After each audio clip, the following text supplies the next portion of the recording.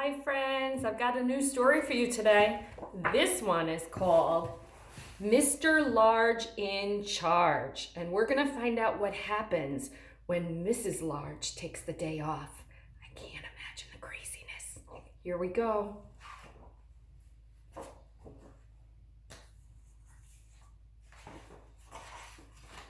Oh, I can already tell from the picture that there's going to be a lot of stuff going on.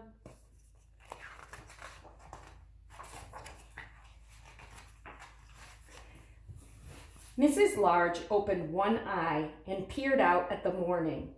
She forced open the other eye, dragged herself out of bed, and set off downstairs to the kitchen, where Mr. Large had kindly started the children on their breakfasts.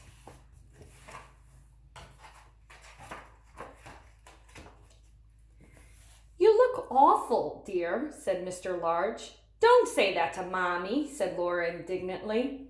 "Mommy looks beautiful," exclaimed Lester. "Booful, Mommy," cooed the baby. "Yes, of course Mommy's beautiful," said Mr. Large. "I meant she doesn't look well. Are you feeling all right, dear?" "Ooh, take a look at her. She does not look good." "As a matter of fact, I don't feel too good," admitted Mrs. Large. "But I was going to take the children to the park later on. Then there's the shopping and the lunch, and well, you don't have to worry about any of that," said Mr. Large. "It's the weekend, so I'm in charge. Go on, back to bed with you. We'll take care of everything, won't we, kids?" "You bet," yelled Lester. Mrs. Large trudged back upstairs, clutching a nice, warm, hot water bottle, and sank back into the bed, which was still warm. "What a treat," she said. Downstairs, Mr. Large was organizing his troops. "Right, men," he commanded. "We're not all men," said Laura. "Oh, you know what I mean," said Mr. Large. "Well, troops then, all right. I'll take the worst task. That's doing the dishes. Lester, you tackle the vacuuming. Luke, picking things up off the floor. Laura and the baby, general dusting and cushion plumping. Quick, march. 1, 2, 1, 2. Off you go." Mr. Large turned on the radio, found a cheery tune to get everyone going, and soon they were all busy doing their tasks and dancing, I'm sure. Whoa, look at how much fun they're having. Upstairs, Mrs. Large was jolted from the brink of sleep by the astonishing amount of noise blasting up through the floor. She listened anxiously for a while, but could soon tell they were mostly happy noises, so she wedged the pillow around her ears and decided to ignore it.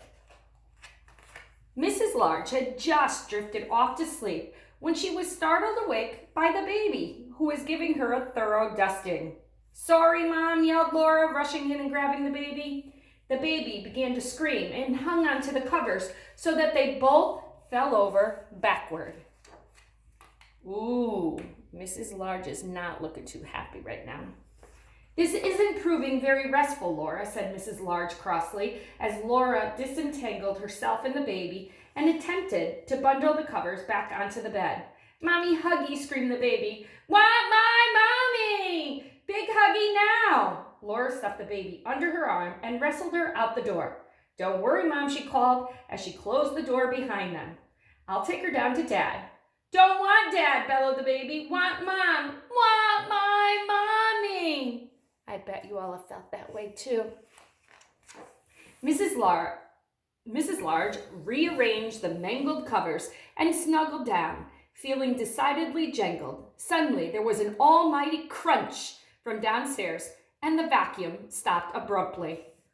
Looks like it was a Lego. The bedroom door opened, and Lester looked in. "It's all right, Mom," he reassured her. "Nothing broke. It just sounded bad." Luke's head appeared around Lester's knees. "That's right, Mom," he agreed. "Nothing to worry about. You just go back to sleep. Everything's under control." Oh boy. Mrs. Large was finally dropping off when Mr. Large crashed open the bedroom door. "We're all off to the park now, dear," he announced. "We'll do the shopping on the way home. Then we can bring you up a nice lunch." "Thank you, dear," said Mrs. Large. "I'm having a lovely rest." Mr. Large beamed and blew his wife a kiss as he backed out of the room, closing the door very quietly. "Here's one for you."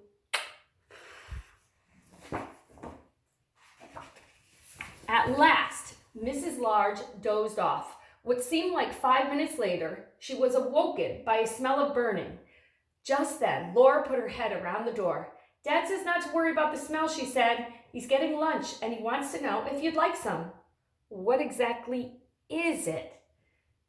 asked Mrs. Large nervously. "Well," said Laura, "it was something in a special sauce, but Dad just had a little peek at the soccer game on TV. Well, it was quite a long peek, actually. So now it's cheese sandwiches." "I think I'll keep on sleeping. Thank you, dear," said Mrs. Large. "Perhaps I could join you for a snack later." "Okay," said Laura, slamming the door as she rushed off to tell Dad.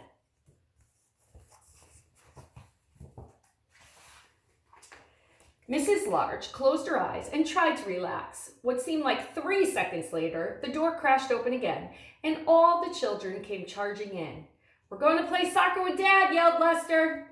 "In the yard," said Luke. "Now," said the baby. "Are you feeling a bit better?" asked Laura. "Mommy better?" asked the baby. "Big huggy?" "A bit better," said Mrs. Large. "You go and have fun with Daddy, and perhaps I'll be all right later on." "Big, big huggy," wailed the baby as Lester scooped her up and carried her out. "Big huggy, Mommy, now!" "Don't worry, Mom," said Laura. "She loves soccer when she gets going." The door slammed shut for the 100th time.